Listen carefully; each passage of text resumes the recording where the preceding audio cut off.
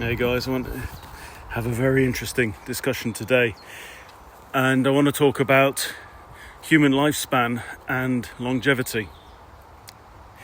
So we all know that there are a lot of ancient stories about people living for many hundreds of years. The record in the Judeo-Christian Bible is Methuselah at 969. Coming up a close second is Noah at 950 years.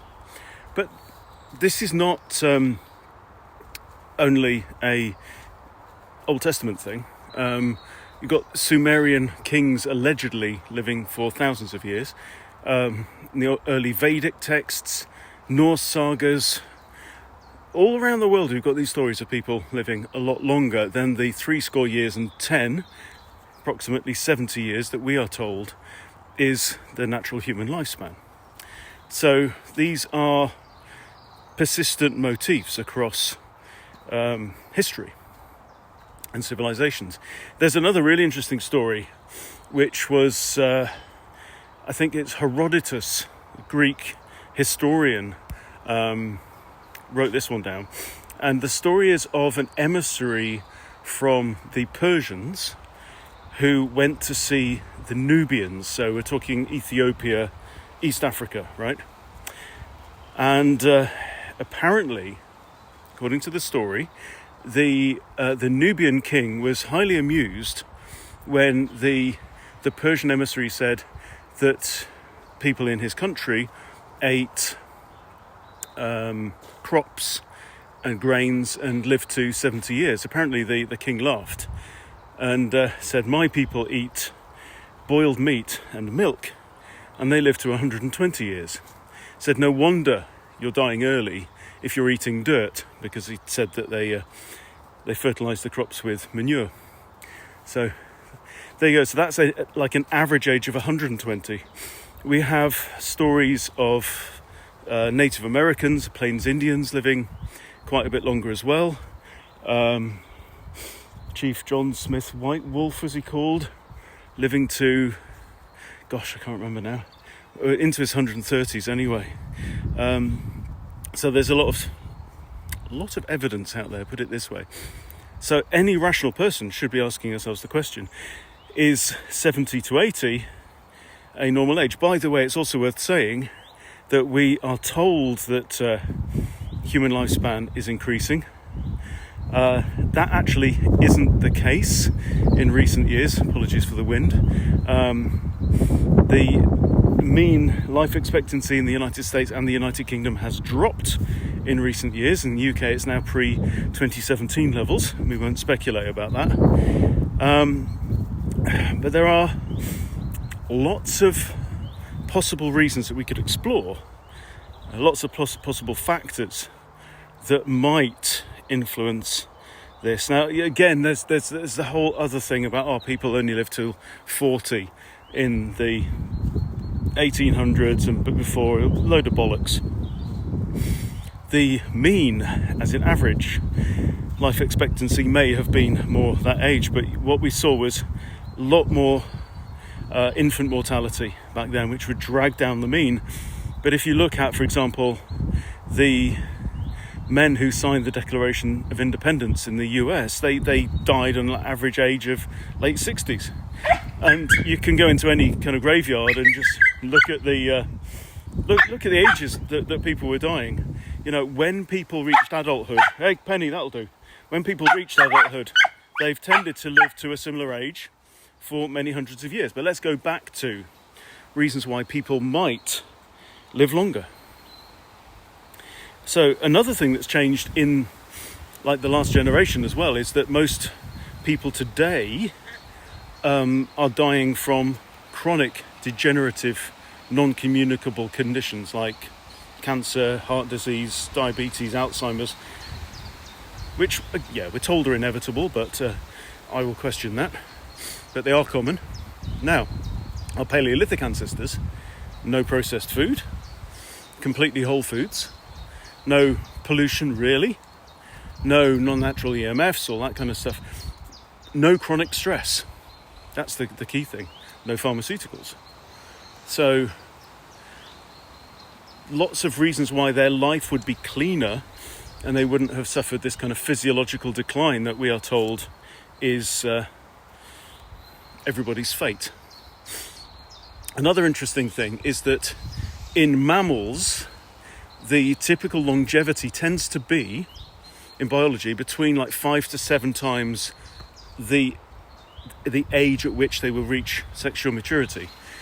So in the case of humans, let's say sexual maturity should be about 15. That would give us a lifespan of 100 to 120 years as being the normal, right? Of course, we are seeing puberty start a lot younger as well, to do with, I think, endocrine disruption. There's a whole other area, one of the most interesting areas to do with the study of longevity is to do with telomere preservation. So telomeres are the bits on the end of your DNA spirals that prevent the spiral from kind of coming apart. Think about like the little plastic bits on the end of your shoelaces.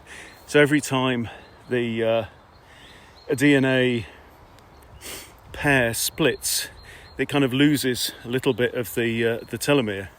Okay, now, so there's telomeres, there's also stem cells as well. So modern aging is definitely associated with shortening of telomeres and also stem cell exhaustion. And there are a few things that we know that can contribute to telomere maintenance, right? Like fasting, ketosis, cold exposure, and all of these things, if you think about it, were normal for an ancestral life in the last ice age. We can also see there is evidence that indigenous people now display better regeneration. For example, healing without scarring, which I think is fascinating. So a wound can heal completely. So what would make our wounds, as modern, supposedly well-nourished people, heal with a scar?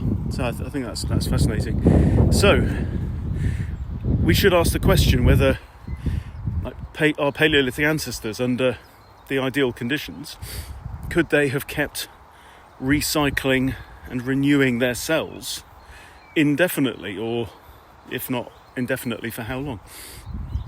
There's this whole other area of study to do with mitochondrial uncoupling, right?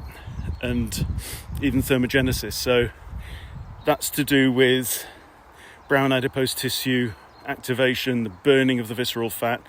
Incidentally, that's the thing that matured hops extract, FIX, has been proven to do by force in clinical trials.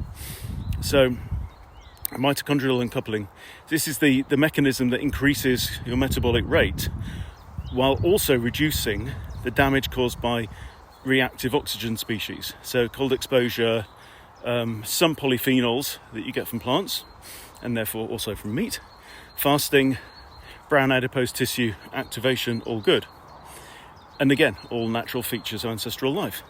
So we should ask the question, if our Paleolithic ancestors had efficient uncoupling throughout their life, it could be that their mitochondria might not degrade as fast. And we know that mitochondrial degradation, dysfunction, is a key factor in aging as well. Staying on that, just imagining as well how they would literally from birth be living in a far more health promoting environment. Our babies now too often born through caesarean section into a sterile environment. My personal view, not a very good move, okay? And they're bombarded from birth with plastics, sugars, seed oils, EMFs, medications, vaccinations, all of this stuff. So on an epigenetic level, we're being assaulted from very, very early on. But our Paleolithic ancestors, right, every single one of them born vaginally into a microbially rich environment, fed from the breast, possibly for years, constant contact with nature, and never exposed to a single endocrine disruptor, never ever given soya milk. Do not give your children this garbage. Don't even have it yourself. So the people who think about epigenetics, there's an idea around that we might also have kind of ancient longevity genes that are dormant in all of us right now, which could have been activated via long-term ketosis, so eating a high-fat diet, extended fasting. Here's another one is emotional calm and just a feeling of safety, which again, when you switch on your parasympathetic state, enhances that. Possibly like psychedelic rituals that people will have gone through, and cold, the stress of cold, acute stress from cold, and also possibly altitude as well. And altitude is also then associated with low deuterium in the water. So putting all of that together, what can we say? Supposedly we're living longer than ever. I don't think we are. I think there's very good evidence that we may have lived longer over time. So the big burning question is, can spending more time in a parasympathetic nervous system dominated state increase your longevity? Well, I can't answer that question. I also can't make any claims or promises, but if you were to ask me whether taking matured hops extract, let's put it this way, if the possibility of having an influence on longevity, or at least a more healthy years in my life, because there is also this idea that people aren't living longer, they're dying longer right now, which kind of rings true. Is that part of my thinking? I would be lying if I said it wasn't. But obviously, no one can make any claims as to this. It's practically impossible to prove in trials. So, is it worth £3 or $3 a day? Well, that, my friend, is a question that only you can answer. I know what my answer is. If you want to know more about what this is and how you can get hold of it, you know the routine. Just drop me a comment. Just say more if you want, or whatever.